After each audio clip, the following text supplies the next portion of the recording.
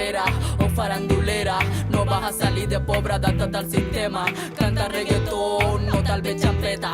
Métete a modelo o mueve las caderas, así como Shakira, que es cool después de vieja porque anda en bicicleta. Que las malas palabras son para las coletas. Déjate crecer el pelo, no muestres las tetas. Que la calle es mala, que andan atracando. No andes trasnochando, que tú no tienes mondad. Tienes que reír, pero no tan fuerte. No seas rebalosa, no seas perra, sé decente. Búscate algún novio, aunque te meta cacho. Preséntalo en tu casa, pa' que sepan que es tu macho. Que cuando te den ganas, te hagas la santica. Que no seas arrecha, que esa seriecita. Y si te emborrachas, hazte la marica, pero no salgas preñada. Y si llega a pasar por si acaso por accidente, no vayas a abortar, eso no sé inteligente. Tengo que parir, tengo que cagar, tengo que mear, no me puedo contradecir. Que no es natural besar otros labios, y esos otros labios son igual a mí. Que mis genitales, que tus genitales anden en secreto y es un peligro insistir.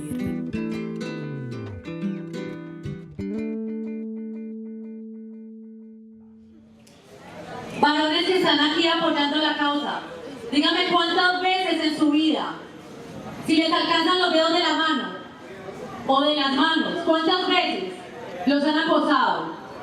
1, 2, 3, 5, 10. Yo tengo 36 años y hoy, por este vestido, antes de venir acá, salí de mi casa más o menos a las 4:30 de la tarde. Recibí 5 acosos desde la salida. Y eso que venía en auto. Venía para acá y recibí 5 acosos. Y salí apenas que un trayecto de más o menos media hora. Pero normalmente siempre son más. Camino todo el día en la calle. Créanme que van a ser mucho más, pero dejémoslo de barato, baratico. 5 acosos, nada más. ¿Cuántos recibo por semana? 7 por 5. 35 por semana, muy bien. Entonces, 35 por 4 semanas que son al mes. ¿Cuántos son? 35 por 4. 140, vamos bien. Ahora, 140 por 12. Por 12. 1680 en el año recibimos aproximadamente, siendo bien baratico, tirándolo por lo bajo. ¿Listo? Ahora, yo tengo 36 años. Tengo memoria del primer acoso que recibí, fue a mis 11 años, que me dijeron, uy, qué ricas piernas. Qué piernas tan ricas, qué piernas tan lindas. Dentro de mi casa, en el antejardín de mi casa, no estaba por ahí jugando. Entonces, hagamos el cálculo, tengo 36 menos 11 años que me liberé de eso, digamos. Esto me da 25 años recibiendo acosos. 25 años de mi vida. Y entonces, aproximadamente, ¿cuántos acosos he recibido hasta hoy? 25 por 1680. Hasta hoy. 42.000. Tengo 36 años y en 25 años que llevo a recibir acosos, llevo 42.000 acosos y es horrible. Y después dicen que estamos locas y después dicen que somos histéricas. Una anécdota que me pasó hace como unos 4 años, un miembro de la junta directiva me ha dicho, pero ustedes que más trabajan por las mujeres, si las mujeres ya tienen todos los derechos. Y yo decía, ¿cómo le contesto a eso? O sea, no basta que tengamos los derechos, que no los tenemos todos. Pero las estadísticas ni siquiera a nivel global nos dicen que las mujeres en el mundo desarrollado están empoderadas, ni siquiera a nivel global. Por la lucha sindical uno empieza a leer a Marx, a Engels sobre la concepción de la familia, porque se da la situación de la mujer en las condiciones que da. Inclusive Marx dice que al hombre se le ha dado la idea de que así como hay un patrón que manda en la fábrica, él es el patrón que manda en su hogar. Hay un montón de mujeres que ahora trabajan y se ganan el 70% de lo que se gana su esposo, pero además de las 8 horas de trabajo que hacen, dedican 4 horas a atender al esposo y atender a los hijos y a limpiar la casa. Lo que les digo, ese patriarcado puede hacernos o vendernos una idea de libertades, va de la mano con un liberalismo que nos hace pensar que hay un montón de libertades políticas, económicas, éticas, pero que a la larga siguen vendiéndole a las mujeres unos imaginarios que las hacen estar subyugadas, no ante un hombre particular, sino ante toda una estructura, porque el patriarcado no hay que pensarlo como un hombre particular, sino como una estructura que limita a hombres, que limita a mujeres. Porque también le han quitado aspectos muy importantes a lo que tenemos los seres humanos sin género. O sea, hombres y mujeres podemos llorar porque tenemos emociones y tenemos sentimientos. Sin embargo, aprendimos que los hombres no lloran y las mujeres lloramos demasiado. Pensar la masculinidad contextualizada, ya que incluso Colombia, que es un país pluriétnico y pluricultural, no se puede pensar la masculinidad aquí en el año 2018, igual como se piensa en el Caribe, como se piensa en Pasto, por ejemplo, en Nariño. ¿Qué era lo que veíamos? Por ejemplo, que los hombres, entre nosotros mismos, entre hombres, establecíamos unas relaciones que eran exclusivamente de competitividad, como que el que tuviera más mujeres, el que fuera más violento. Con las mujeres también justamente la bandera de la relación era la violencia, siempre inferiorizando a las mujeres, violentándolas. Con los hijos, por ejemplo, las relaciones eran de distancia, hasta el punto de que incluso la relación con la naturaleza, así como te decía ahorita, dañamos la relación con las esposas, con los hijos, entre nosotros mismos. Las relaciones con la naturaleza también eran unas relaciones dañinas. Y aún en época, diga usted, de los 60 a los 50, si alguien ha leído a García Márquez, la cuestión de la virginidad, de que devolvían y las devolvían, porque yo conozco a mujeres que me dicen, mira, a la prima mía la devolvieron, porque se casó y ya no era virgen. Entonces el tipo, el esposo se la devolvió a su familia. Hay mujeres que están en las universidades y hacen lo que dicen los novios. No se visten de determinada manera porque el novio no le da permiso. No tienen amistad con ciertas compañeras porque el novio dice que no. Todavía existe la idea muy arraigada de que el pezón puede llegar a desembocar o a estimular de tal manera un instinto sexual masculino incontrolable que conlleva una violación, por ejemplo. El padre se lleva al niño a una esquina, al bar, cuando tiene 15 años y le da la primera cerveza. Entonces eso es un paso hacia la masculinidad costeña, y en ese proceso, pues mira, dile algo a esa niña que va pasando por ahí. Entonces se los va educando en el acoso, y eso es muy difícil de desvincular de la idea que tienen los hombres y que tiene la sociedad en general, porque muchas madres creen que eso viene con el hecho de ser caribeño, con el hecho de ser un hombre costeño. ¿Y cómo es que yo puedo decir es que él es así, él es naturalmente así, no puedes esperar nada contrario de él? Porque las personas asumen lo que es una construcción histórica, política, social, muy ligada a la clase dominante del momento. Todo eso lo asumen como si fuese innato. Y a partir de unas conversaciones que uno tiene, digamos, informalmente con hombres, yo puedo decir que hay una mayoría importante que ha violado a mujeres, que ha accedido a sus cuerpos de manera, digamos, sin su voluntad, y ellos nunca se han percibido a sí mismos como potenciales violadores, no, porque eso ha hecho parte de la cultura, de la normalización, del ser hombre, del ser varón. Es decir, uno podría hacer una encuesta, estoy segura, en tu juventud, en tu adolescencia, ¿cuántas veces saliste con una chica y pensaste que ojalá tomara para poder acceder a ella y echarle mano? ¿Cuántas veces lo hiciste? Eso es una moral enferma, una moral dañada.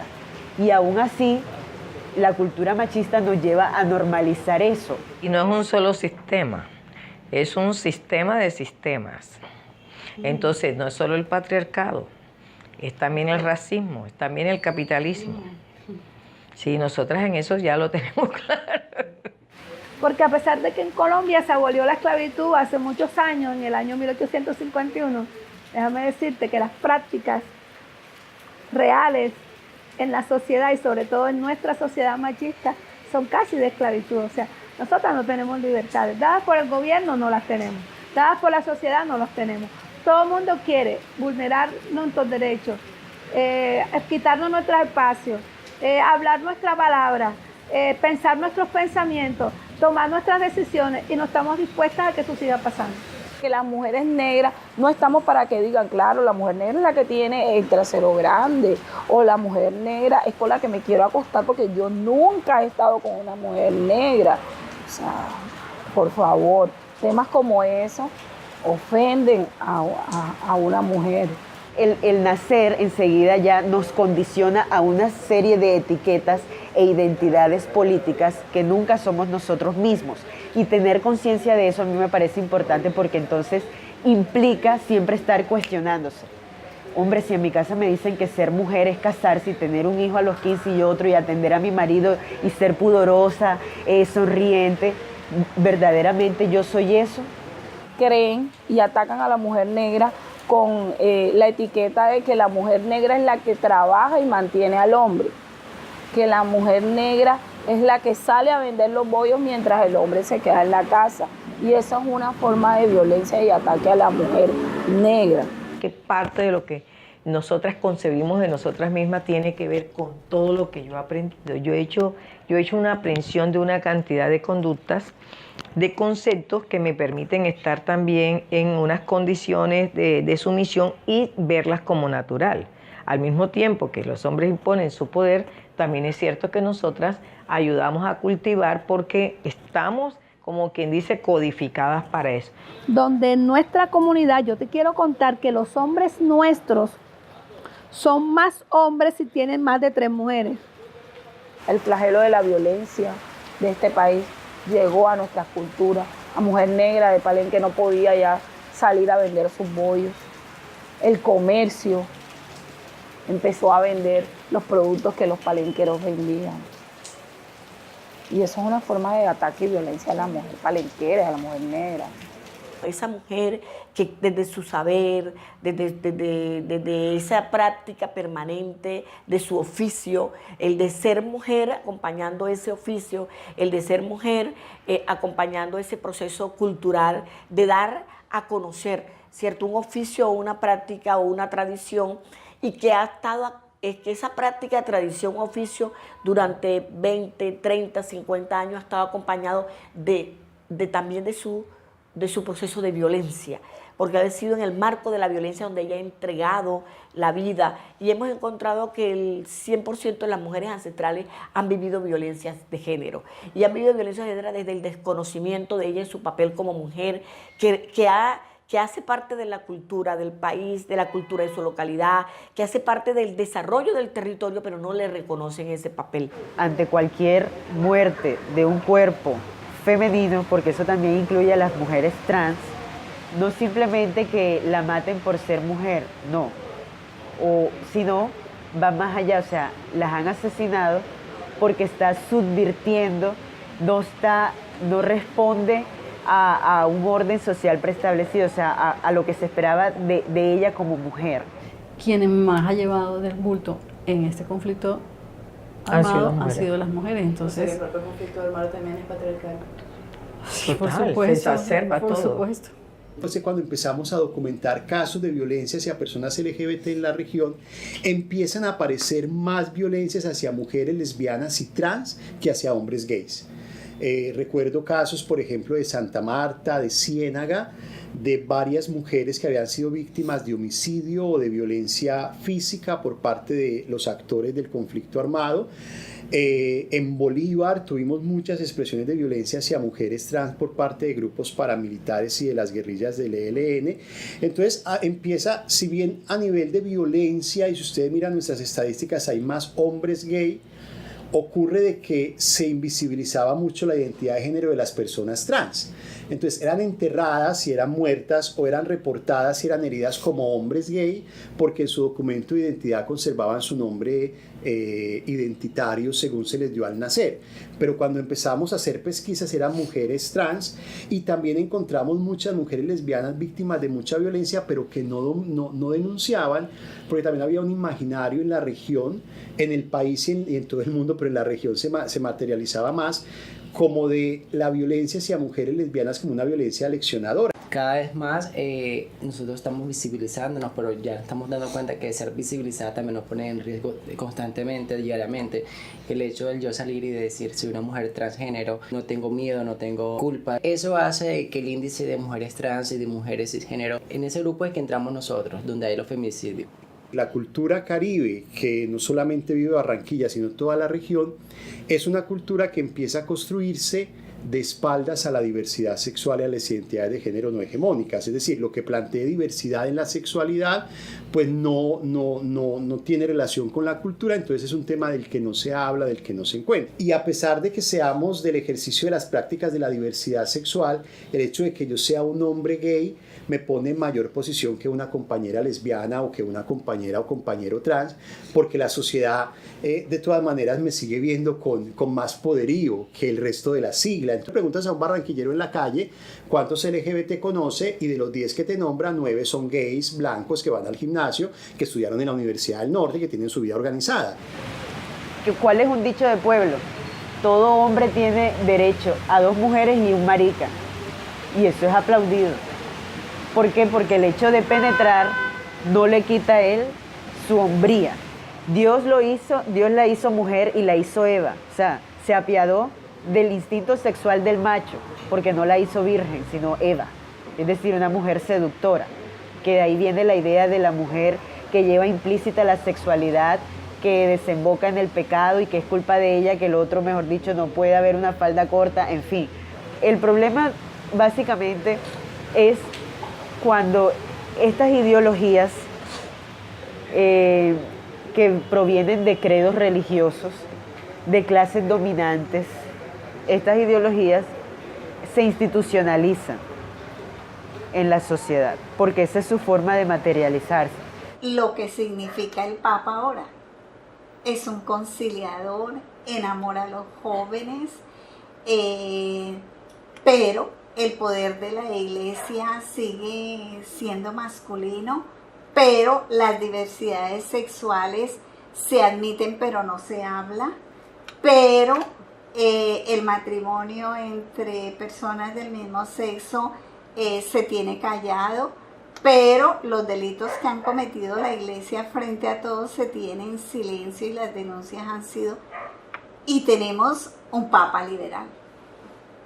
Hay una cantidad de líderes que son muy buenos en discursos democráticos, en la plaza pública, pero empezaron un cuestionamiento, o sea, realmente a nivel de su vida privada, con sus compañeras, con sus hijas, no era esa apuesta democrática. Las relaciones de pareja son, los mecanismos de control parece que son menos violentos, pero no significa que han desaparecido, sino que se han hecho más sutiles o más en la intimidad. Entonces a lo mejor ahora no ves un hombre pegándole a una mujer en la calle públicamente, porque eso que ocurría cuando yo era más pequeña, hoy en día pues la gente interviene en ese tipo de actividades, pero eso no significa que eso no pase en el ámbito privado, doméstico. Fíjate que sale en la publicidad que ya la mujer había denunciado 2 o 3 veces al marido y resulta que la mató. Hola, soy yo otra vez, la chica del pan. El pan cambió mi vida. Y es por eso que le he escrito esta oda al pan.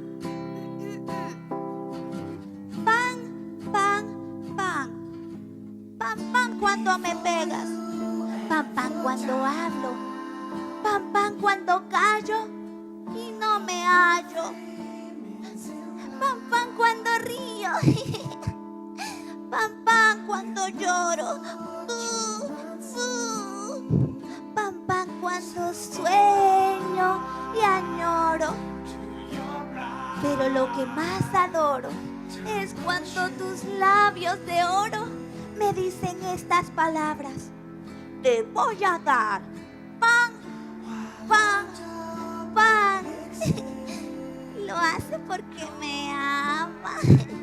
Ay, sí, él me ama. Es el discurso romántico de la princesa, que ya no debería existir, pero existe. El problema es que existe. Entonces yo veo aquí como chicas jóvenes, por ejemplo, ese hombre que las controla siente que las ama, pero la está controlando. En nombre del amor, ese tipo me va a venir a decirme que no Facebook, no redes sociales, No sé qué, y tú lo vas a permitir. Cierto, le tengo que estar mandando un video para decirle, mira que yo estoy aquí en Sede Social grabando un video. No, o sea, ese es un control, ese es el patriarcado, ese es el machismo. Pero ¿qué dice ella? Él me ama.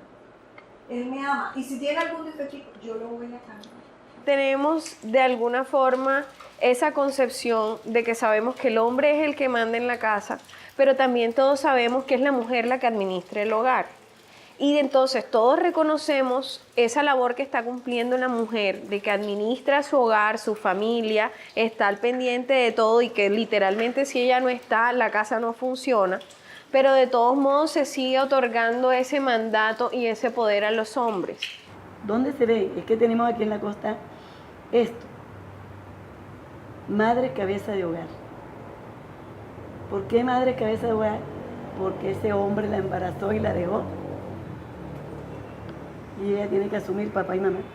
Mi abuela siempre fue una mujer que tomaba sus decisiones. De niña fue marimacho, como decía ella. Ella se montaba en los palos, estaba con los hermanos en el río, no sé qué. Pero ya después, cuando vino esa época como en que le tocó casarse con alguien, entonces veía el ejemplo de la madre como que al hombre hay que atenderlo. Esa era una máxima de la casa y que nos pasaba de generación en generación. A sus hijas, a sus nietas. Si usted no atiende al hombre, el hombre no se queda. Pero era una contradicción porque tú veías toda su vida y todo su ejemplo y era una mujer feminista. Personalmente yo vengo de una familia de extracción campesina con un padre bien fuerte, bien rígido, que en la casa se hacía lo que él decía. Y, por ejemplo, una de las consignas de él era, si tienes novio, fuera estudios. Y que hasta cuando no terminara la secundaria, yo no podía tener novio porque él enseguida me sacaba del colegio. El machismo, lamentablemente, las que hemos dado ese legado hemos sido las mismas mujeres.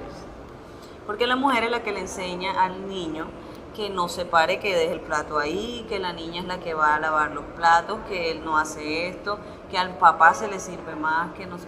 Todas esas cosas nosotras mismas las hemos ido enseñando a los hijos y a los hijos le hemos inculcado a las niñas, pero es que el hombre es perro. El hombre es perro, ay, ¿qué vas a hacer? Tienes que, o sea, ya no más, o sea, tú no puedes decirle a una niña ahora que no, tú sabes que los hombres son perros y ajá, cualquiera puede, ajá. Sí, o sea, esa complicidad de la misma mujer. ¿Por qué no tiene la misma carga negativa cuando hablamos de puto, o de perro, o de fácil, o de hombre de la calle? La palabra o la categoría puta es una categoría social, histórica, que cobija lastimosamente a todas las mujeres. Sea uno puta o no puta, se supone dentro de los matrimonios que dicen. Debe ser una dama en la mesa y una sucia en la cama. O sea, no lo bajan a uno de ahí. Y lo que es peor, y el tema de la prostitución y de la mujer puta, es que el machismo ha sido tan interiorizado en muchas mentes y muchas formas de ser mujer tradicional, que yo he percibido que algunas mujeres casadas sienten siempre latente la amenaza de la otra, de la puta, de la mujer de la calle. Tal será que vi un video de Instagram que una mujer promueve la violencia hacia las llamadas otras perras. Dice, si usted es una mujer de la casa que tiene su marido y se entera de que él es infiel, usted verá después qué hace con él. Si ve a la otra en la calle, a la perra esa, mechonela, porque mami, ella del motel no debe salir.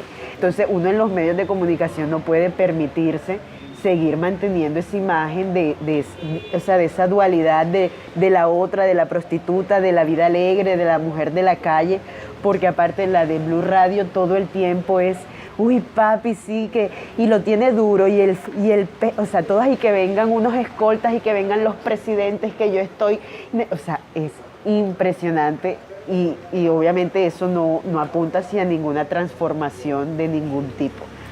Porque realmente los medios de comunicación al feminismo le dieron su nota poco seria.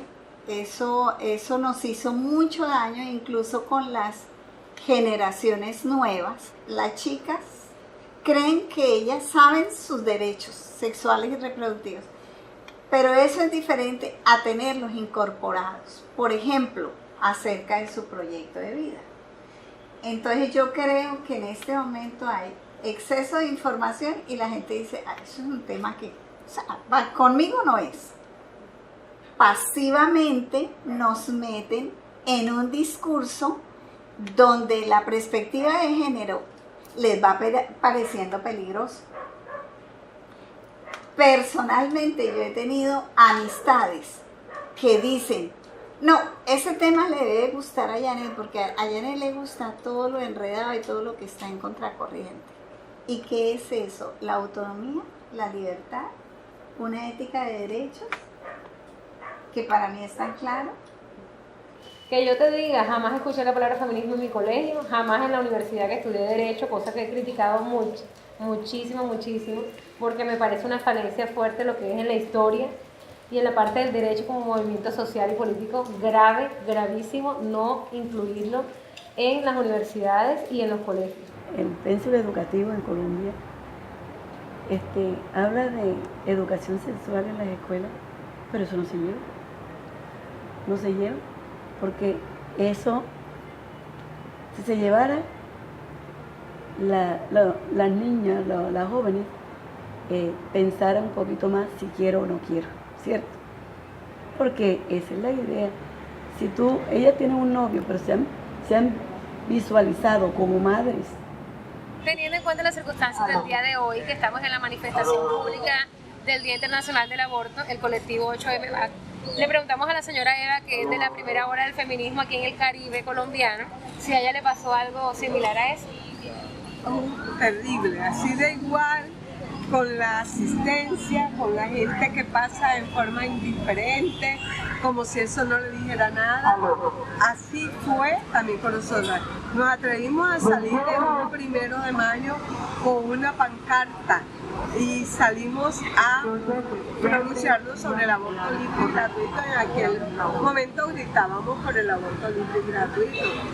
¿Qué nos pasó? Al día siguiente el Heraldo decía en una de sus páginas interiores, aparecieron en la marcha un grupo de mujeres que no sabemos de dónde venían ni para dónde iban. Las mujeres no son incubadoras. Las mujeres no son incubadoras. Con el Código Nacional de Policía, un nuevo Código Nacional. Esto está prohibido si no tiene permiso. Ah, sí. Pero me dijeron que sí hay permiso. Ah, me dijeron que sí hay permiso. No hay. Entonces yo por mí.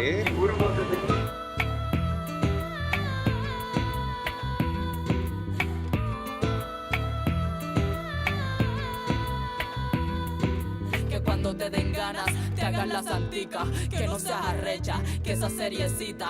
Y si te emborrachas, hazte la marica, pero no salgas preñada. Y si llega a pasar por si acaso por accidente, no vayas a abortar, eso no sea inteligente. Cuando alguien plantea la cuestión del aborto, que lo plantea libremente como un derecho, la mayoría de las personas piensan, ella está a favor de quitarle la vida a un ser humano.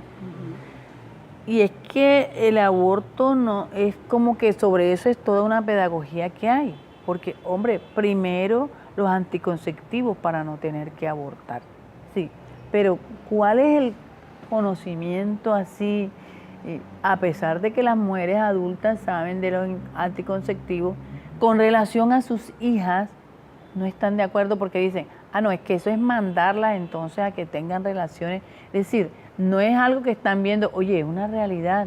A la niña de 13 ya hay que decirle que si quiere tener relaciones sexuales, que las va a tener, que no debería tenerla, pero que al fin de cuentas la va a tener, pero que el día que la vaya a tener, debe tener un anticonceptivo. Entonces, eso no está en la mente de las mamás.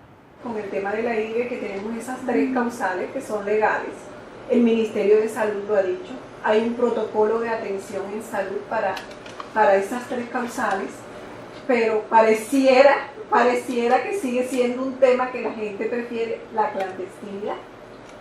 Y aquí mismo lo vemos. Y entonces nosotros decimos, hombre, realmente es un problema de salud pública porque las mujeres pobres y ricas van a lugares que, bueno, las ricas van a donde hay ginecólogos, pero las pobres utilizan otros métodos que les ponen su salud en alto riesgo, pero prefieren eso a tener que ir a una EPS a enfrentar las barreras de atención que ponen en las EPS para ser atendidos. Mi tía participó del primer encuentro nacional de mujeres que se hizo aquí en Colombia en 1979, que fue en Medellín, el primer encuentro de mujeres, y luego impulsaron el primer encuentro latinoamericano de mujeres y del Caribe que se hizo en Bogotá en 1981. No vine al mundo a mamá gallo, puedo hacer parte de un cambio, de una construcción social. Entonces pienso eso, que esa conciencia, si no la quieres llamar feminismo, llama la conciencia de igualdad. Hay que trabajar por ella 24/7. Tengo un novio, lo analizo, lo veo. Eres comunicadora, veo cómo trato, veo las noticias, ya me molesta, no soporto el acoso, pero entonces, ¿qué quiero hacer? Quiero pelear, quiero volverme una radical, quiero enseñar. También pienso mucho en eso, que las mujeres cumplimos un papel de educadoras y por eso reproducimos el patriarcado, porque nosotros reproducimos a los humanos que vienen y les enseñamos cómo es que es la vida aquí en este mundo. Entonces estamos enseñando mal. Si ella a finales de los 70, comienzos de los 80, se cuestionaba todas esas cosas, porque yo hoy me sigo cuestionando todo eso.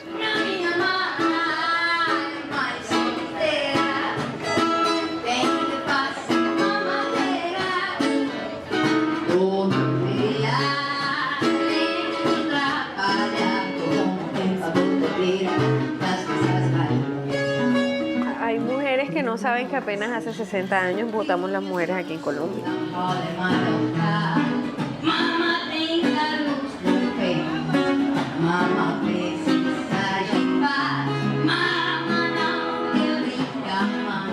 Tuve la experiencia en Canadá de trabajar en albergues para mujeres inmigrantes víctimas de violencia conyugal y de violencia intrafamiliar, y cuando regreso con esa con esa mirada, con esa experiencia. ¿Con cuál mirada? Con una mirada de que el machismo no tiene fronteras, de que la violencia contra las mujeres no tiene fronteras.